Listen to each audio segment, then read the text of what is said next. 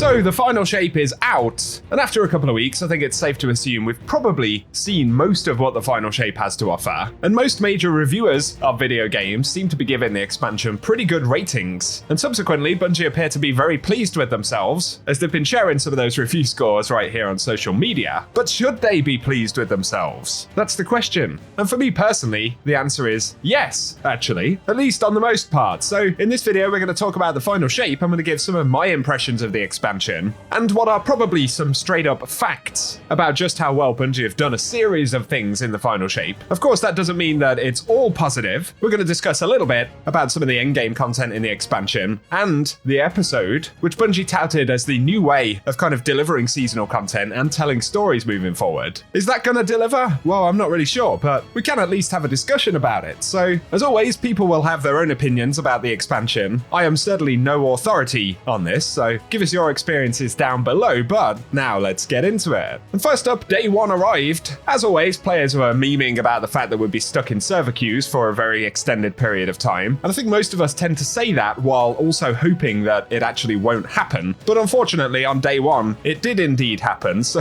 for a lot of us, we were stuck in a queue for, 2 or 4 hours or longer. And then, of course, when a lot of us were actually in the game, server stability was, well, it just wasn't there, was it? So for around about the first 6 or 8 hours of the final shape expansion, there was quite a lot of frustration about it. Interestingly, the Steam reviews for the final shape actually turned mostly negative in that first day, and I understand why most folks were doing that. However, I don't think it was necessarily justified, as when you look broadly at video games, launches tend to be pretty rough for most games. That's even been the case for Destiny on the most part, and so it was a shame that that day one experience was interrupted by server issues, but to Bungie's credit, it was over relatively quickly, as they rebooted a bunch of servers and they managed to claw it back. And the stability actually for the final shape improved significantly very quickly once Bungie were able to do that. So I'd say it was frustrating for day oneers, but it certainly wasn't a basis to review the entirety of the final shape expansion. And for me personally, it was easily forgivable, especially given the kind of scale of the number of players that were getting back into the game at that point in time. And so me and my team brute forced our way through the story in that first 8 hours where the servers just weren't playing ball. A lot of people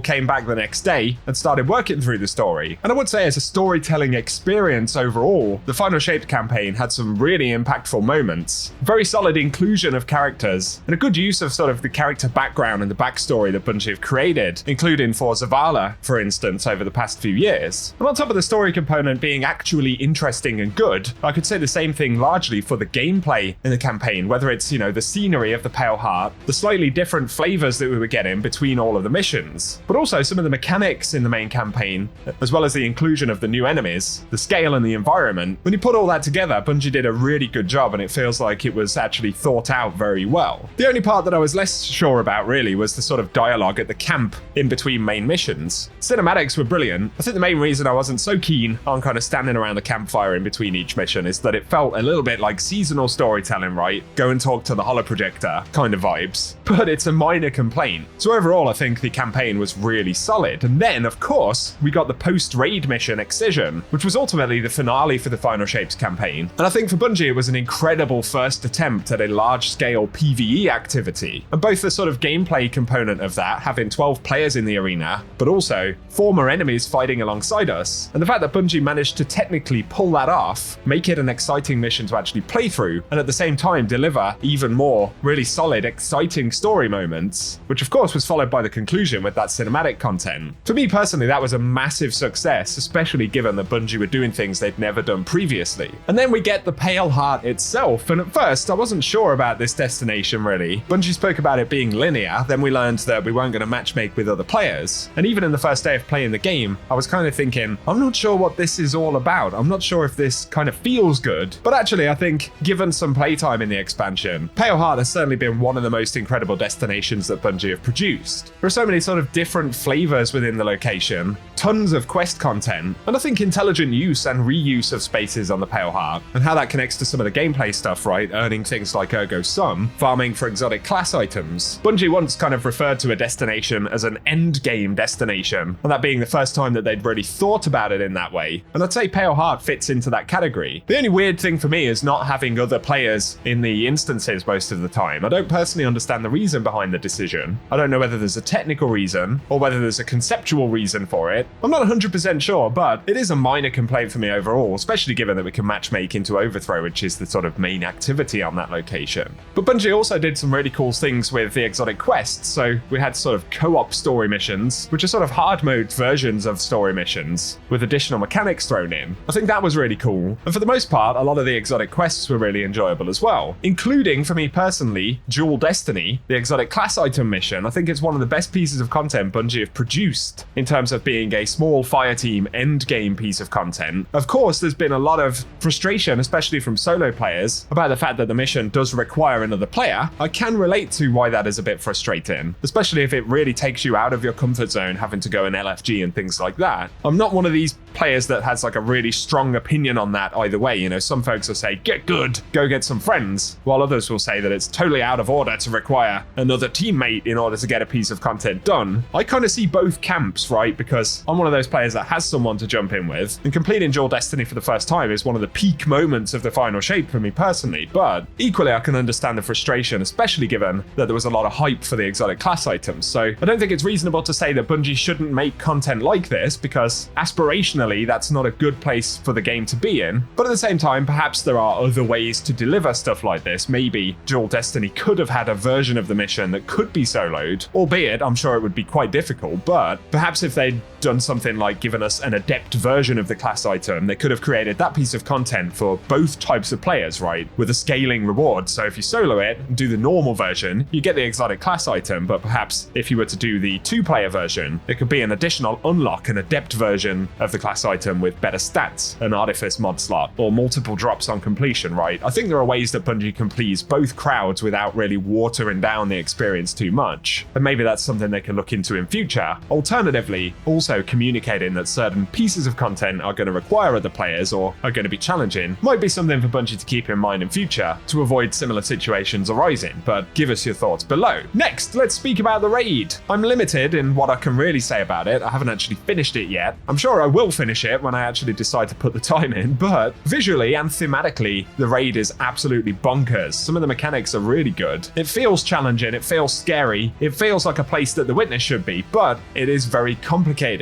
And it's probably one of the least friendly raid experiences for players overall. You have to be a genuinely very good player throughout that raid, in my opinion, in order to have a chance of getting it done. But given that we are fighting the Witness, it's the same in the campaign or Dual Destiny or a bunch of the content, you know, it's relatively challenging the final shape. But I think there's a logical reason that that is the case. So give us your thoughts about it, but onto Sandbox. Prismatic is largely excellent, I'd say. And it's made players kind of excited about builds again, and the combinations that can be achieved across the different subclasses, and the integration of exotic class items into that, as well as the fact that it was sort of part of the end game of the final shape as well, actually unlocking Prismatic. Overall, I think it's been a massive success, and of course we actually got another light subclass at the same time. So Bungie kind of went beyond what we expected them to deliver in terms of the Sandbox and the subclasses. But also, there are some absolutely banging weapons in the final shape, you know, the rocket pistol sidearm, the support frame auto rifle, and unique things like Ergo Sum, which is one of the most bonkers exotic weapons we've had. And I actually like the fact that you sort of do an initial unlock of it through an exotic quest, and then it becomes a farmable thing on the Pale Heart. So with us being able to farm the weapons for Pale Heart, as well as Ergo Sum and exotic class items in tandem, it feels like you can have some really meaningful playtime on the Pale Heart, actually unlocking more rewards. So I think that's a massive win. And overall, from a Sandbox perspective, whether it's Microcosm, the raid weapons, and some of the stuff in Echoes actually, overall rewards in the final shape I think are a really solid offering. So is final shape Destiny 2's best expansion? Or should we say Destiny's best expansion? I think it's bold to say that, right? Because players look for different things depending on the pieces of content they're playing. But for me personally, probably yes, it is the best work that Bungie have done on Destiny overall. If we're looking at it as one big package of content, it probably contains the most simultaneous wins for Bungie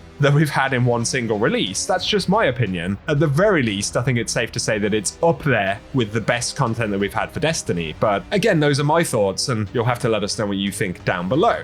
Next though, let's speak about Echoes for a moment. Overall for Echoes, I think the story potential so far is probably a level above what most seasons have offered, and there's some cool challenge style content like the Enigma mission, as well as very good weapons that I sort of alluded to a moment ago. We had the aerial denial frame grenade launcher. I think that's something different and exciting. The Radiolaria origin trait, in combination with the sword that we can get from Echoes, for example, with cold steel on it, there are some rewards which I think are genuinely very, very good. Outside of that though, the sort of season activity, Breach executable, the vendor upgrades, the helm, so far that content feels pretty much like what we would expect from a normal season. And that was kind of one of my concerns about episodes overall, is that players had hoped that episodes would sort of move away from that seasonal model significantly enough to make it feel kind of fresh and exciting. We are only a few days into the beginning of episode 1, so obviously I can't speak to all of the stuff we're going to see. It might turn out to be an absolute banger, but I could certainly relate to players who feel like episodes so far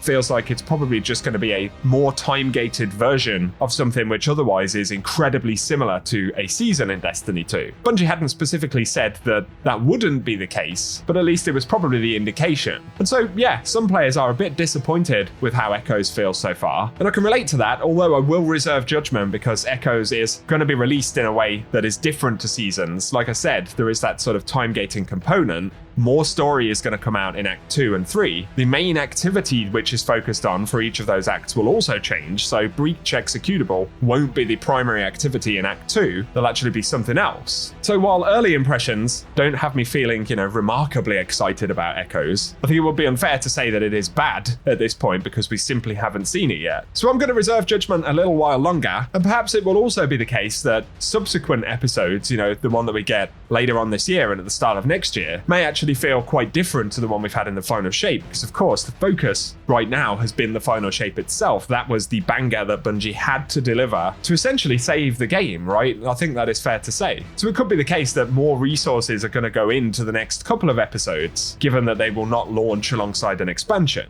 Only time will tell. In 6 months' time, we're going to have a much better idea of whether this model is going to be enough to retain players and bring them back. Obviously, I've got multiple reasons to hope that that will be the case, but we're simply going to have to wait and see. For the final shape though, for me, it's been one of the most enjoyable launches of a big Destiny expansion. It feels massive, it's done things which Bungie haven't managed to deliver before, and the quality bar overall, I would say, is pretty high. So I'm going to say that it's a win for Bungie. I know a lot of players agree with that, but I'm also sure that there'll be lots of folks who don't agree with that for multiple reasons, so you'll have to let us know what you think in the comment section. Reviews, however, especially for a Destiny expansion, are through the roof. There is potential scope for Destiny to be Game of the Year, or be rated as Game of the Year by multiple agents at this point. Whether that'll happen, we don't know, but in terms of response from media in general, and players overall, it is a few notches above what we've come to expect, even from the better Destiny expansions. So those are my thoughts, guys. Give us yours in the comment section. If you've enjoyed the video today, a rating really does help us out on the channel, and also get subscribed for more Destiny content. But otherwise, cheers for tuning in, and I'll catch you guys very soon.